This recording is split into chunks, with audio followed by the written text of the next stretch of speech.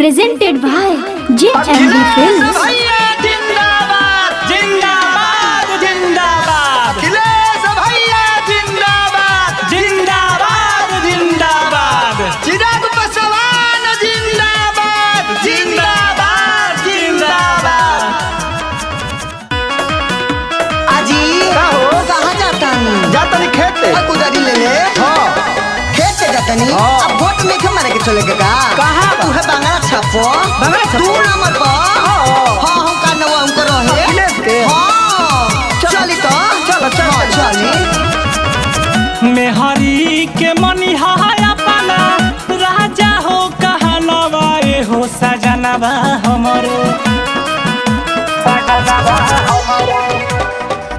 मेहरी के मनिहाया पाना राजा हो कहनवा ए हो सजनवा हमरो दाबियई ह बंगला पर बाटनवा ए हो सजनवा हमरो दाबियई ह बंगला पर बाटनवा ए हो सजनवा हमरो। अहो का अब जीतो तरे जीता करे के निकलो तारे हाँ। हाँ उनके पारी बांध के पारी अब वोटर रेडी ले ले ठीक है। आधार कार्ड हाँ। वही लाइन लगावे के बाद हाँ बाटे 2 नंबर पर बंगला निशान हो चश्मा लगा के देखी हो दे के ध्यान हो आ सुनी ना का? आ दीना लटका के बोल दे बाटे 2 नंबर पर बंगला निशान हो चश्मा लगा के देखी हो दे के ध्यान हो दिलवा में बाटे हमारा इहे अरमानवा ए हो सजनवा हमरो दिलवा में बाटे हमारा इहे अरमानवा ए हो सजनवा हमरो दाबियई ह बंगला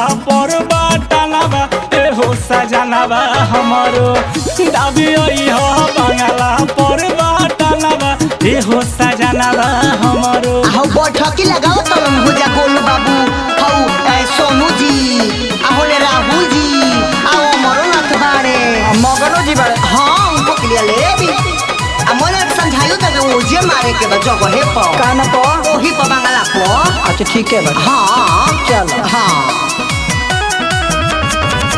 नइखे अखिलेश भैया लेखा के हुनेता गरीबन के बेटा हुए सब कर चाहेता सुना ना का हो साड़ी पहिलो निमन अच्छा हम तो मारिए ले नइखे अखिलेश भैया लेखा कोई नेता गरीबन के बेटा हवन सब कर चाहेता लोजपा सरकार आई पूरी सब सपनावा ए हो सजनवा हमरो लोजपा सरकार आई पूरी सब सपनावा ए हो सजनवा हमरो दाबी